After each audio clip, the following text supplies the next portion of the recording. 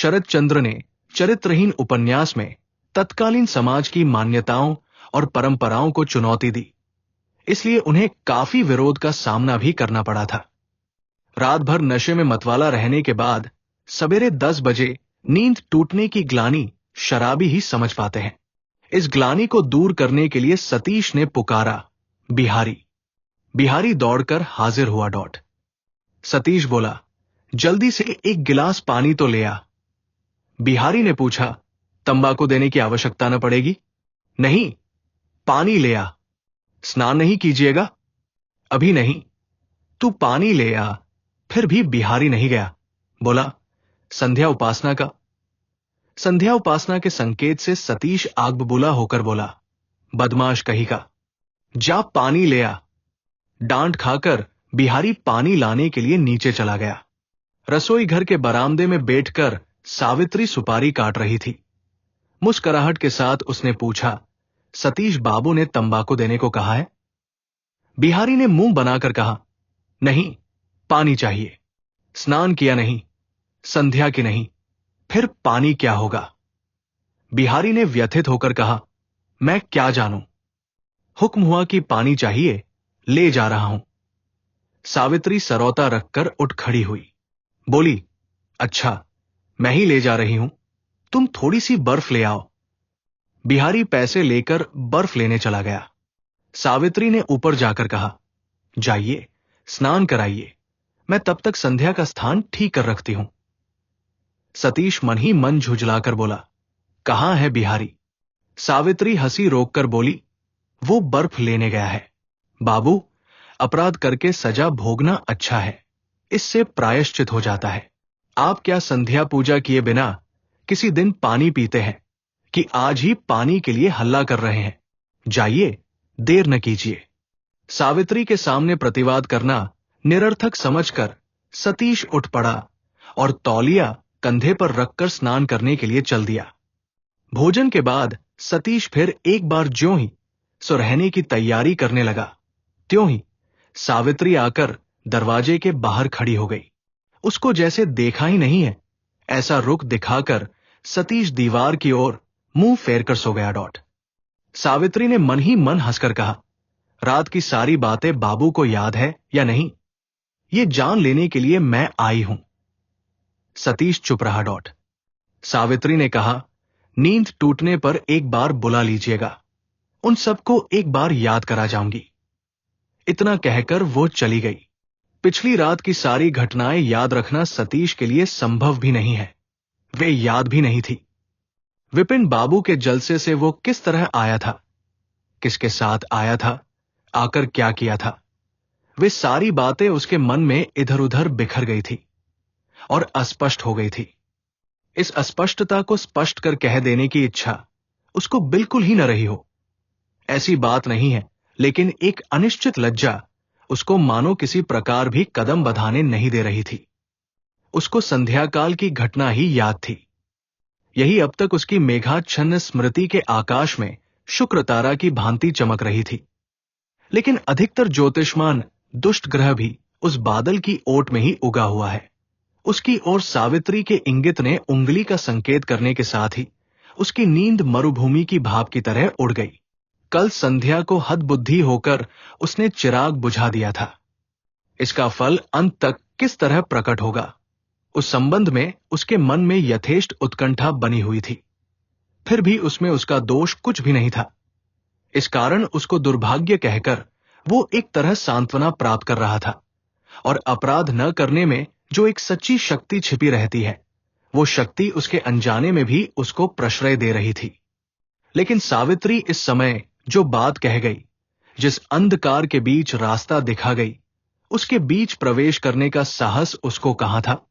उसका मतवाला बन जाने की अभिज्ञता थी जरूर, पर बेहोश हो जाने की अभिज्ञता वो कहां से लाता? वो किस तरह अनुमान करे कि उसने क्या किया था, क्या नहीं किया था? कितने ही मतवालों को कितने ही विचित्र कार्य करते हुए उसने अपने नेत्रों से देखा है। अब अपने बारे में किस काम को वो किस साहस से असंभव कहकर दूर हटा देगा? इसीलिए संभव असंभव समस्या उसके लिए जितनी जटिल बनती गई, उसका दुखी मन उतना ही संभव असंभव के बीच रेखा खींच देने के लिए प्रयत्न करने लगा। फिर उसके दिमाग से आग जल उठी। वो फिर एक बार उठ बैठा और जीवन में शराब न छूने की प्रतिज्ञा पुनः एक बार करके उसने प्रायश्चित किया। खिड़की में से सतीश ने पुकारा, बिहारी। बिहारी राखाल बाबू के बिछौने को धूप में डाल रहा था। आवाज सुनकर वो पास आकर खड़ा हो गया। सतीश ने कहा, अच्छा, तू जो काम कर रहा है कर। सावित्री से कह दे एक गिलास पानी दे जाए। बिहारी ने कहा, मैं ही ला देता हूं, वो अभी संध्या पूजा कर रही है। सतीश ने आश्चर्य में पढ़कर पूछा, क्या संध्या कर रही है? जी हां, वो तो नित्य करती है। एकादशी के दिन एक बूंद पानी भी नहीं पीती, मछली भी नहीं खाती। भले घर की लड़की है। सतीश ने आश्चर्य के साथ पूछा, भले घर की? क्या कह रहा है? हां बाबू, भले घर की। इतना कहकर बिहारी पानी लाने जा ही रहा था कि सतीश ने पुकार कर पूछा, सावित्री यदि रात को भात नहीं खाती तो क्या खाती है? और क्या खाएंगी बाबू? कुछ रहने से किसी दिन थोड़ा सा जल भी पी लेती है, न रहने पर कुछ भी नहीं खाती पीती। बासे का और कोई ये बात जानता है? बिहारी ने कहा, रसोईया महाराज जानता है, मैं जानता हूं, और कोई नहीं जानता। उन्होंने बताने की मनाही कर रखी है। सतीश ने कहा, अच्छा तू जाकर पानी ले। बिहारी के 2-1 कदम जाते ही सतीश ने फिर पुकारा, बिहारी। जी भले घर की है। तूने ये बात कैसे जानी? जानता हूं बाबू, भले घर की लड़की है, केवल किस्मत के चक्कर से। अच्छा, तू जा पानी ले आ। बिहारी के चले जाने पर सतीश बिछौने पर औंधा होकर लेट रहा। सावित्री को साधारण दासी की श्रेणी में मानने से उसके मन में एक तरह की व्यथा पहुंची थी। किस लिए उसका मन हीनता और गुप्त लांछना के दबाव से चुपचाप सिर झुका लेता था, उसको वो कुछ भी समझने में समर्थ नहीं हो रहा था। आज बिहारी के मुंह से केवल इतना ही परिचय पाकर आनंदपूर्ण आश्चर्य से ही नहीं, बल्कि उसका समूचा मन मानो किसी अपरिचित के बाहुपाश से अकस्मात मुक्ति पाकर पवित्र होकर बच गया। उसने बिहारी की बात को संपूर्ण सत्य कहकर ग्रहण करने में एक क्षण की दुविधा भी नहीं की। पानी लाने में विलंब हो रहा है सोचकर वो थोड़ी देर तक चुप हो रहा तो भी बिहारी दिखाई न पड़ा। प्यास के मारे उसे कष्ट मालूम होने लगा। फिर एक बार बिहारी को बुलाने की इच्छा करके वो जैसे ही उठ बैठा, वैसे ही उसने देखा कि पानी का गिलास लिए सावित्री आ रही है। इस आचार परायण अभागिनी को उसने आज नई आंखों से देखा और उस क्षण भर के दृष्टिपात से ही उसका हृदय करुणा और श्रद्धा से भर उठा। जो बात किसी दूसरे समय उसके मुंह से निकलने में रुकावट पड़ती, इस समय रुकावट नहीं पड़ी। पानी पीकर वो बोला, बहुत बातें हैं। सावित्री चुपचाप देखती रही। सतीश ने कहा, पहली बात है, मुझे क्षमा करना पड़ेगा। सावित्री ने शांत स्वर से पूछा, दूसरी बात? सतीश ने कहा, कल कब किस तरह मैं आया था, बताना पड़ेगा। सावित्री ने जवाब दिया, रात के अंतिम प्रहर में गाड़ी पर चढ़कर। उसके बाद रास्ते पर ही सोते रहने का प्रबंध किया था। अच्छा काम नहीं किया। उठाकर कौन ले आया? मैं। और कौन था? इतने बड़े जड़ पदार्थ को किस तरह ऊपर उठाया गया? सावित्री ने हंसकर कहा, आप डरे नहीं, बासा में किसी को कुछ मालूम नहीं। सतीश ने गहरी सांस लेकर कहा, मैं बच गया, लेकिन तुम्हारे साथ मैंने किसी तरह का दुर्व्यवहार तो नहीं किया? नहीं। सतीश ने खुश होकर कहा, तो फिर किस बात की याद दिला देना चाहती थी? आपकी शपथ। आपने शराब न छूने की शपथ ली थी। शपथ में क्यों लेने गया? इस तरह दुर्बुद्धि तो मुझे होने की बात नहीं है, शायद मेरी बात से हो गई थी। सतीश ने अपने कंठस्वर को धीमा करके कहा, मुझे याद आ रही है सावित्री, मैंने तुमको छूकर शपथ ली थी ना? सावित्री निरुत्तर रही। सतीश ने कहा, यही होगा, लेकिन कल संध्या की बातें याद है। इस बार सावित्री हंस पड़ी, गर्दन हिलाकर बोली, हां है, लोग जान लेंगे शायद, फिर क्या उपाय होगा? सावित्री ने सहसा गंभीर होकर कहा, होगा फिर क्या? किसी दूसरे बासा पर या अपने घर चले जाइए। तुम? सावित्री के मुख पर किसी प्रकार की घबराहट नहीं दिखाई पड़ी। शांत भाव से वो बोली, मुझे चिंता नहीं। इस बासे के बाबू लोग रखें तो अच्छा ही है, न रखेंगे तो और कहीं काम की चेष्टा करके चली जाऊंगी। जहां मेहनत करूंगी वही 2 कौर खाना पा जाऊंगी। और कुछ कहना है? सतीश का समस्त मन जैसे पहाड़ से लुढ़क कर नीचे जड़ में गिरकर बिल्कुल ही चूर चूर हो गया। उसके यहां रहने न रहने से सावित्री का कुछ बनता बिगड़ता नहीं। इस संबंध में वो बिल्कुल ही उदासीन है। उसने गर्दन हिलाकर बताया, और उसको कोई बात कहनी नहीं है, क्योंकि सावित्री के इस निशंक संक्षिप्त उत्तर के बाद और कोई प्रश्न ही उसके मुंह में नहीं आया, जबकि कितनी ही बातें उसको कहनी थी। सावित्री खाली गिलास लेकर चली गई। सतीश चुपचाप बैठा रहा। हाय रे मनुष्य का मन, ये किस चीज से टूट जाता है, किससे बन जाता है, इसका कोई तत्व खोजने पर नहीं मिलता। ये कितने आघात से बिल्कुल ही धरती पर लौट जाता है, फिर कितने प्रचंड आघात को भी हंसते हुए सह लेता है, इसका कोई हिसाब ही नहीं मिलता। फिर भी इसी मन को लेकर मनुष्य के अहंकार की सीमा नहीं है। जिसको वश में नहीं किया जाता, जिसको पहचाना तक नहीं जाता, किस तरह अपना कहकर उसके मन को खुश रखा जा सकता है? कैसे उसे लेकर घर संभालने का काम चल सकता है? सावित्री के चले जाने पर भी सतीश वैसे ही बैठा रहा। उसका हृदय दुख कष्ट से नहीं, किसी प्रकार की एक जलन से मानो जलने लगा। जिसको प्यार करता हूं, वो यदि प्यार न करे, यहां तक कि घृणा भी करे, तो वो घृणा भी सही जा सकती है। लेकिन जिसका प्यार मुझको मिल गया है, ऐसा विश्वास हो जाने पर फिर उस विश्वास का टूट जाना ही सबसे शोचनीय अवस्था होती है। पूर्व स्थिति व्यथा ही देती है, लेकिन दूसरी स्थिति व्यथा भी देती है, अपमान भी करती है। फिर इस व्यथा का प्रतिकार नहीं है, इस अपमान की शिकायत नहीं है। वेदना का कारण खोजने पर जब मिलता ही नहीं है, तभी व्यथा ऐसी असहनीय हो जाती है।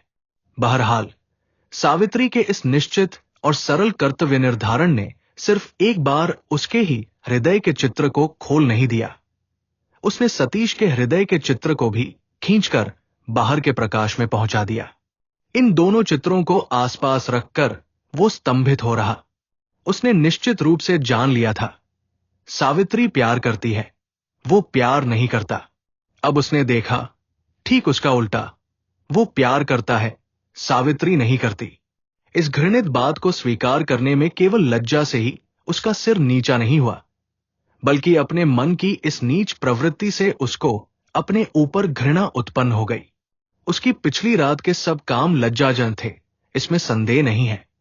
उसके जीवन में ऐसी अनेक रातों की अनेक लज्जाएं जमा होकर पड़ी हुई है, ये सच है। लेकिन इस नीचता की तुलना में वे सभी तुच्छ हो गई। इस बासे में तो एक दिन ही रहना चल नहीं सकता। यहां रहने न रहने के संबंध में वो बिल्कुल ही उदासीन नहीं है, ये बात तो वो किसी तरह भी स्वीकार न कर सकेगा। वो कठोर प्रतिज्ञा कर बैठा कि वेदना के भारी बोझ से अगर उसका मन टूटकर टुकड़े टुकड़े भी हो जाए तो भी नहीं, किसी प्रकार भी इस नीचता को प्रश्रय देकर वो नीचे के पथ में नहीं जाएगा। दिन ढलता जा रहा था, लेकिन कमरे के अंदर सतीश को इसका होश नहीं था। एकाएक बासे पर लौटने वाले केरानियों तथा पास पड़ोस की आहट से वो चकित्सा होकर खिड़की के बाहर झांक लेने के लिए बिछौना छोड़कर उठ पड़ा, और उसी दम एक कुर्ता पहनकर चादर कंधे पर डालकर नजर बचाए चुपके से बाहर निकल गया। अभी तुरंत ही हाथ मुंह धोने का आग्रह लेकर सावित्री आ जाएगी और जलपान के लिए हट करने लगेगी। आज उसको जरासी भी भूख नहीं थी, लेकिन सावित्री इस बात पर किसी तरह भी विश्वास न करेगी, अनुरोध करेगी, परेशान करेगी। हो सकता है कि अंत में क्रोध करके चली जाएगी। ये सब मौखिक स्नेह के वाग्वितंडा से आज पहली बार अपने को अकृत्रिम घृणा के साथ दूर हटा ले गया। रास्ते में घूमते घूमते संध्या के ठीक पहले एक गली के मोड़ पर एकाएक पीछे से उसने परिचित कंठ की पुकार सुनी, छोटे बाबू है क्या? सतीश खड़ा हो गया, बोला, हां, मोक्षदा हो क्या? बहुत दिन पहले मोक्षदा उसके पछांग के मकान में दासी का काम करती थी। छुट्टी लेकर कलकत्ता आने पर फिर वापस न जा सकी। उसने कहा, हाँ बाबू, मैं हूं। मेरा एक पत्र आप देंगे? सतीश हंसकर बोला, इतने बड़े शहर में एक पत्र पढ़वाने के लिए तुझे और कोई आदमी नहीं मिला दाई। पत्र कहां है? मोक्षदा ने कहा, पत्र मेरे घर पर ही है बाबू। किसी अनजान आदमी से पढ़वाने का साहस नहीं हुआ। न जाने इसमें क्या लिखा हो। यूं तो हमारे घर में ही एक लड़की है, वो पढ़ना लिखना जानती है, लेकिन उसको भी आज 2 दिन से नहीं देखा। इतनी अधिक रात को वो घर लौटती है कि वक्त नहीं मिलता। सतीश ने पूछा, कितनी दूर है तुम्हारा मकान?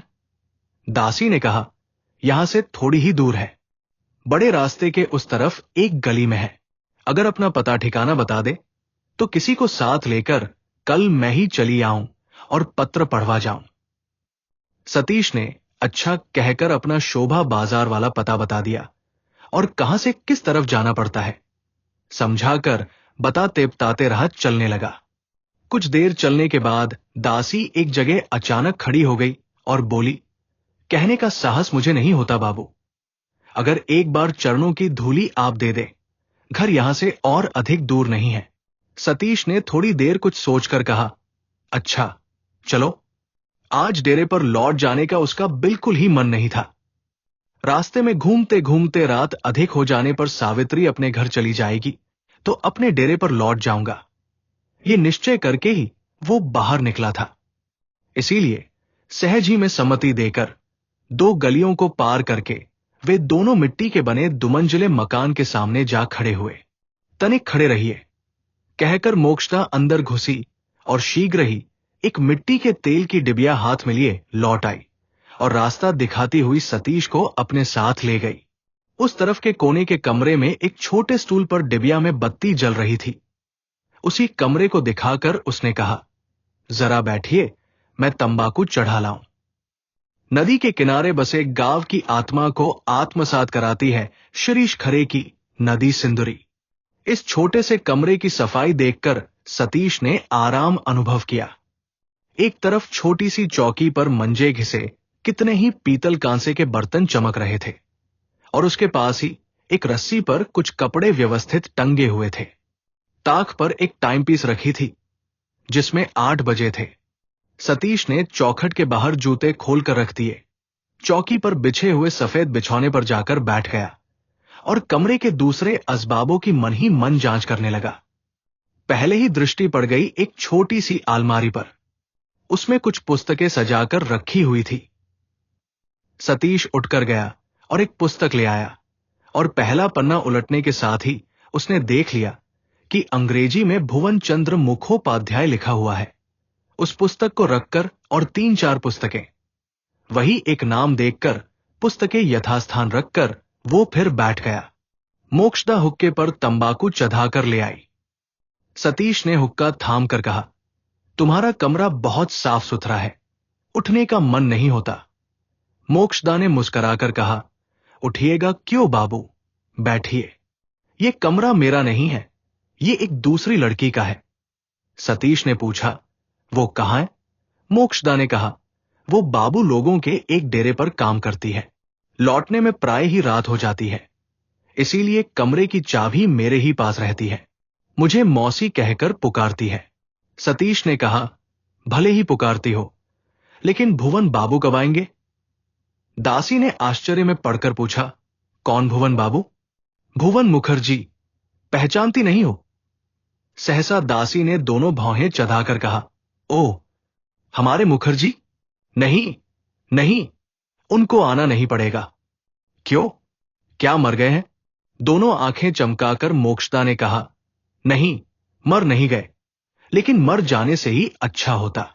ठहरे ब्राह्मण, वर्णों के गुरु, हम लोगों के मस्तक के मणि हैं, नारायण तुल्य हैं, उनके प्रति अभक्ति नहीं करती, उनके चरणों की धूली लेती हूं।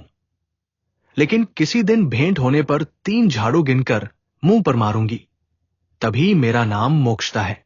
सतीश हंसकर बोला, क्रोध के आवेश में ब्राह्मण आदमी की अभक्ति करके कहीं मार मत बैठना।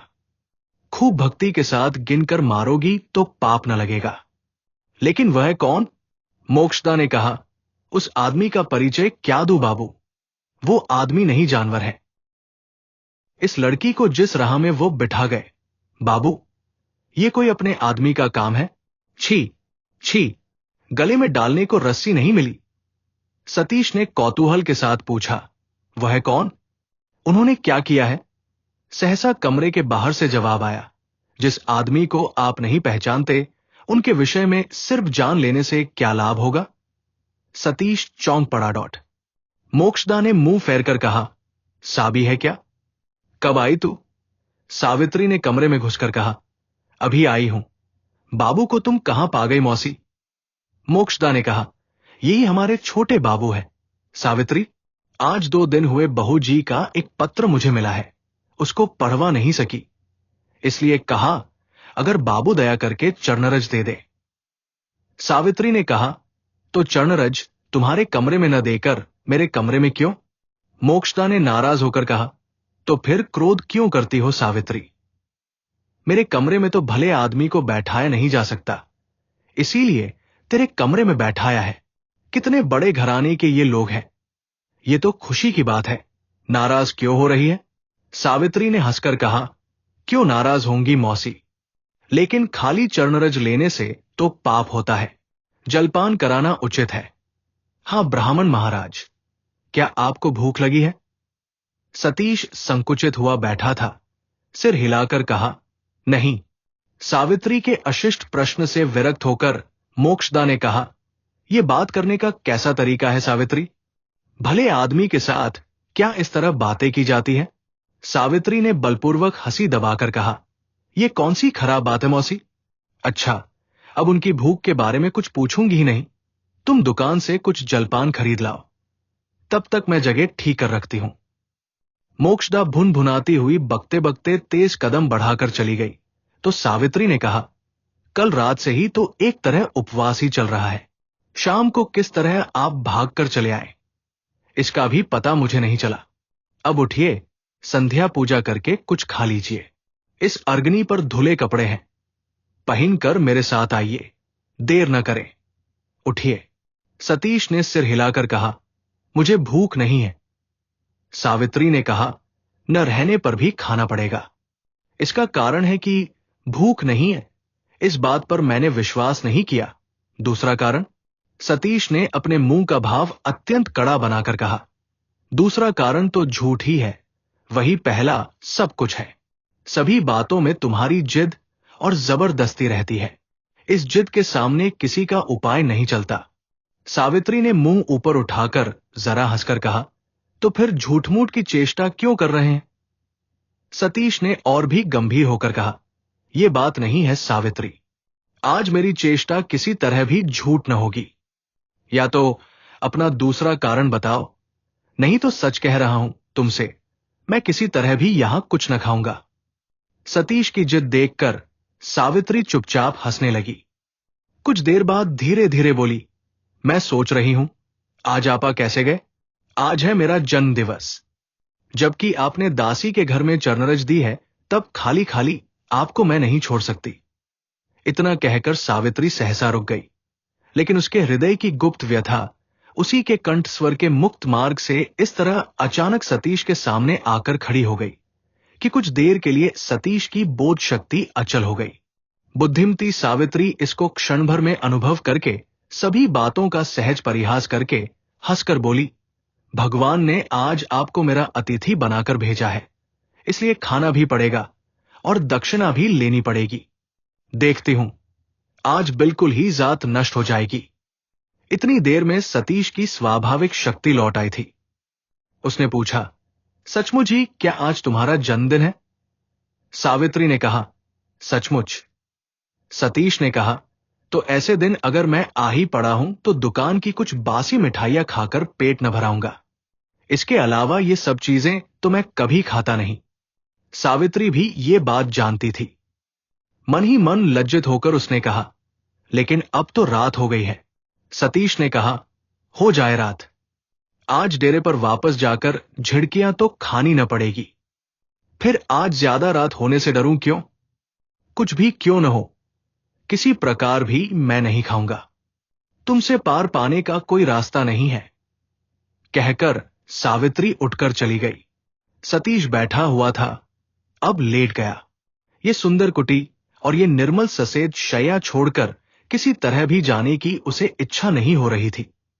फिर भी आत्मसम्मान को अक्षुण्ण रखकर बैठ रहने का भी कोई अच्छा सा कारण नहीं मिल रहा था। अब खाना तैयार होने की देर की संभावना उसको भावी आसन्न कठिन उत्तरदायित्व में मानो छुटकारा दे गई। चलते समय सावित्री बाहर से जंजीर चढ़ा गई थी। इसको भी जैसे वो जान गया था। उसके तुम संभाषण को भी उसने उसी तरह लक्ष्य किया था। निर्जन कमरे में ये नवलब्ध दो तथ्य, जादूगर और उसकी जादू की लकड़ी की तरह अपूर्व इंद्रजाल की रचना करने लगे। आज ही दोपहरिया को जो सब प्यार के कूड़ा करकट उसके मन के भीतर से भाटे के खिंचाव से बाहर की तरफ बह गए थे, ज्वार के उल्टे स्रोत से फिर वे एक एक करके वापस आकर प्रकट होने लगे। आज ही दोपहर को आत्माभिमान के आघात की तीखी ज्वाला ने अपने मन की नीच प्रवृत्तियों की तरफ उसके नेत्रों को खोल दिया था। ज्वाला के ठंडा होने के साथ ही साथ वे नेत्र आप ही आप बंद हो गए। इसी तरह अपने को लेकर खिलवाड़ करते करते किसी समय शायद वह जरा सा सो गया था। एकाएक द्वार खुल जाने की आवाज से वो जाग उठा और देखा कि सावित्री मोक्षदा को साथ लिए कमरे में घुस रही है। मोक्षदा ने पत्र सतीश के हाथ में देकर कहा, देखिए तो बाबू, बहू ने लिखा क्या है। सतीश ने पढ़कर कहा, उन लोगों के लौटने में अभी 2 महीने की देर है। मोक्षदा ने पूछा, और कोई बात नहीं है? सतीश ने पत्र लौटाकर कहा, नहीं, विशेष कुछ बात नहीं है।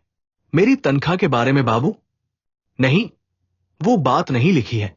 रुपए की बात नहीं लिखी है सुनकर मोक्षदा ने मन ही मन अत्यंत कुदकर पत्र के लिए हाथ बढ़ाते हुए कहा, यह बात रहेगी क्यों? रहेंगी जितनी सब बेकार की बातें।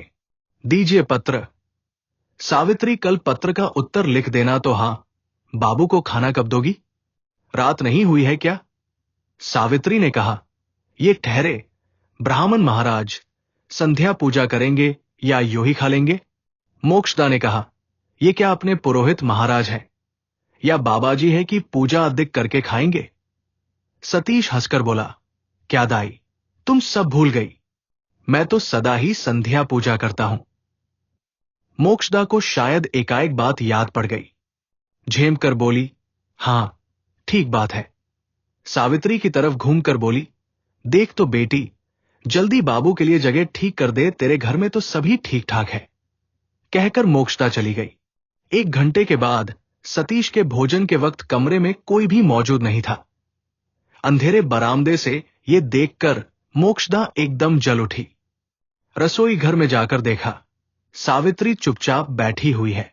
रुष्ट कंठ से उसने कहा, यह तेरी कैसी बुद्धि है सावित्री? यह क्या कंगाली भोजन हो रहा है कि जो कुछ भी है खाने के लिए सामने डालकर निश्चिंत होकर बैठी हुई हो? सावित्री कुछ सोच रही थी। चौंक कर बोली, आवश्यकता पड़ने पर वो खुद ही मांग लेंगे। दूध सागर वाटरफॉल, रहस्य, रोमांच और घने जंगलों से भरपूर है गोवा का ये ट्रैकिंग रूट। ऐसी बुद्धि न रहती तो फिर तू दासी का काम करने जाती। तू तो खुद ही नौकर नौकरानी रख लेती। सावित्री ने हंसकर कहा, खुद ही नौकरानी बनी हुई हूं। इसमें भी क्या दोष है मौसी? मेहनत करके खाने में तो शर्म नहीं है। मोक्षदा ने कुपित होकर कहा, कौन कहता है कि मेरी उम्र में भले ही न रहे, लेकिन तेरी उम्र में तो जरूर ही है। अच्छा रहे या न रहे, बाबू को जबकि खाने को कह दिया है तब बैठकर खिलाओ। मनुष्य का भाग्य बदलने में अधिक देर नहीं लगती। सावित्री जाने को तैयार होते होते ठिठक कर खड़ी हो गई। बोली, क्या बक रही हो मौसी? वो सुन लेंगे तो? मोक्षदा ने तुरंत ही अपना कंठ धीमा करके कहा, नहीं नहीं, सुन लेंगे क्यों? और एक बात तुझसे कहे रखती हूं बेटी, भगवान ने जो 2 आंखें दी है उन दोनों को जरा खोल रखना। घड़ी की चेन, हीरे की अंगूठी न रहने से ही किसी आदमी को छोटा मत समझ लेना। अच्छा, कहकर सावित्री हंसती हुई चली जा रही थी। मोक्षदा ने फिर पीछे से पुकार कर कहा, सुनो तो सावित्री। सावित्री घूमकर खड़ी हो गई। बोली, क्या है? मेरे कमरे में चल, एक ढाका की साड़ी निकाल दूं? पहन कर जा। सावित्री ने हंसी रोककर कहा। तुम निकाल लाओ मौसी, मैं अभी आ रही हूं। सतीश का खाना प्राय समाप्त हो आया था। सावित्री ने कमरे में घुसकर कहा, आंखें बंद करके खा रहे हो क्या? सतीश ने मुंह ऊपर उठाकर कहा, नहीं, लेकिन देखती हूं दोनों आंखें तो नींद से ढलती जा रही है।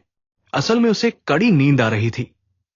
पिछली रात का उच्छृंखल अत्याचार आज असमय में ही उसकी आंखों की दोनों पलकों को भारी बनाता जा रहा था।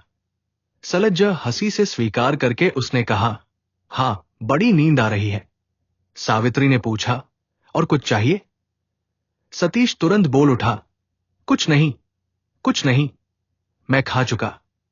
बाहर पैरों की आहट सुनकर सावित्री जान गई कि मोक्षदा आकर खड़ी है। बोली, बाबू, मुझे एक ढाका की साड़ी खरीद देनी पड़ेगी। वो कभी कुछ नहीं मांगती, इसलिए इस बात का मतलब न समझ सकने के कारण सतीश आश्चर्य में पड़ गया। मोक्षदा के आने का उसे पता नहीं था। उसने पूछा, सचमुच ही चाहिए? सचमुच ही तो।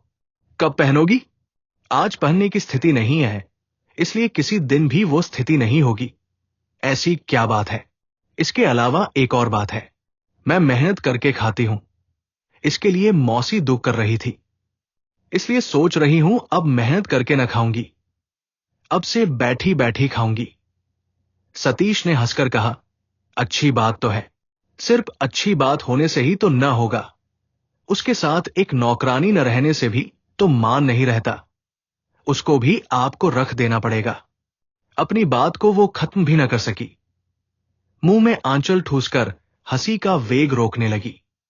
मोक्षदा कोई कच्ची औरत नहीं थी। एक ही क्षण में सब कुछ समझकर कमरे में घुसकर उसने कहा, बाबू, शायद सावित्री को पहचानते हैं?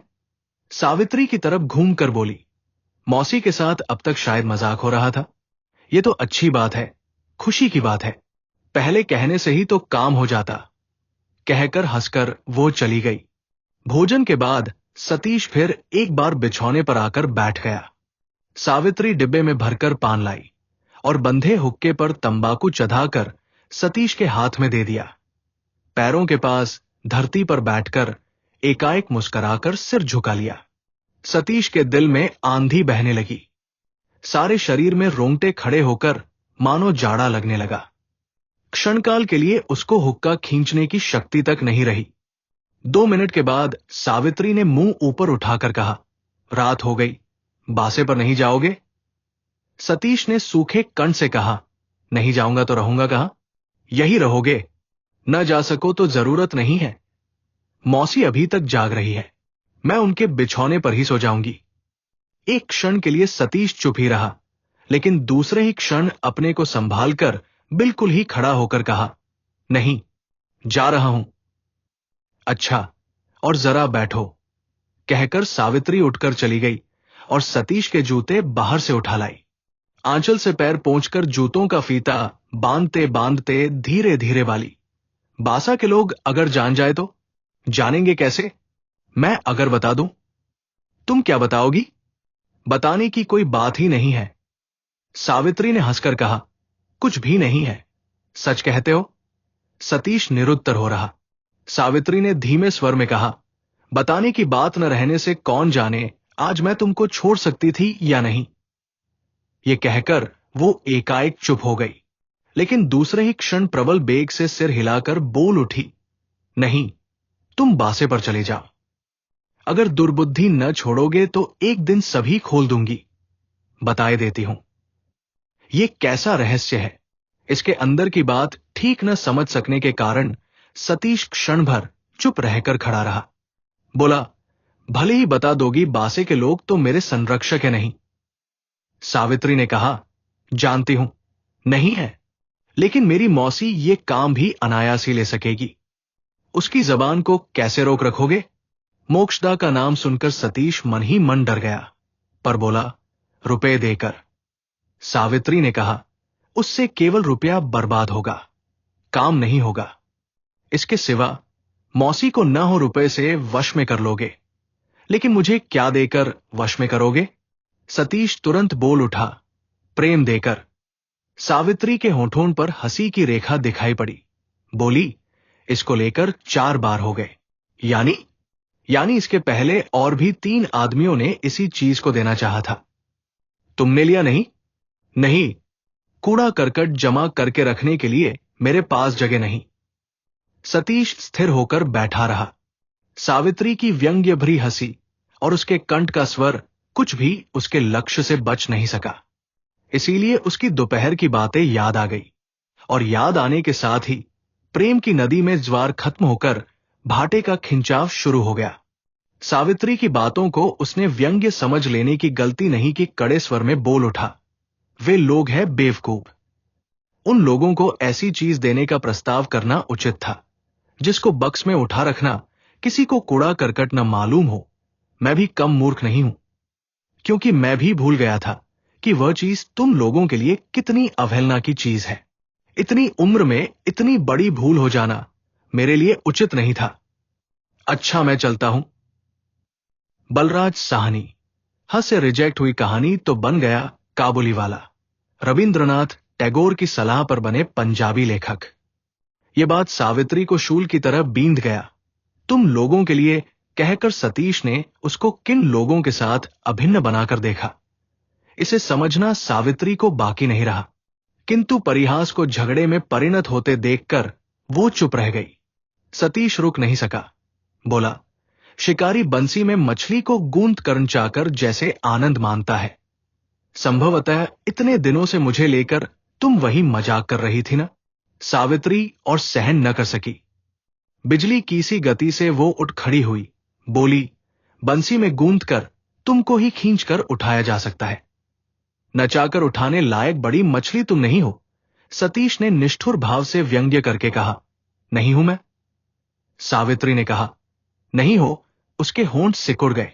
सतीश के चेहरे की तरफ तीव्र दृष्टिपात करके वो कहने लगी, दुष्चरित्र, मेरी तरह एक स्त्री को प्यार करके प्रेम की बड़ाई करने में तुमको लज्जा नहीं मालूम होती? जाओ तुम, मेरे घर में खड़े होकर झूठ मूठ मेरा अपमान मत करो। इस अपमान से सतीश और भी निर्दयी हो उठा। इस बार अक्षम्य कुत्सित व्यंग्य करके उसने कहा, मैं दुष्चरित हूं। किंतु जो कुछ भी कहो सावित्री, तुम्हारा नाम तुम्हारे मां बाप ने सार्थक रखा था। सावित्री हटकर चली गई। चौखट पकड़कर क्षण का स्थिर भाव से खड़ी रहकर बोली, जाओ। उसका चेहरा पीला बदरंग हो गया था। अपमान और क्रोध की असहनीय जलन से उस तरफ नजर तक भी न डालकर सतीश बोला, किंतु जाने के पहले एक बार फिर आंचल से पैर पोंछ न दोगी? अथवा और कोई खेल और कोई नाटक? एकाएक दोनों की आंखें लड़ गई। सावित्री ने एक कदम आगे बढ़कर कहा, तुम कसाई से भी निष्ठुर हो।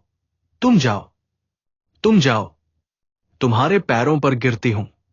न जाओगे तो सिर पटक कर मर जाऊंगी। तुम जाओ। उसके कंठस्वर की उत्तरोत्तर और अस्वाभाविक तीव्रता से अकस्मात सतीश डर गया।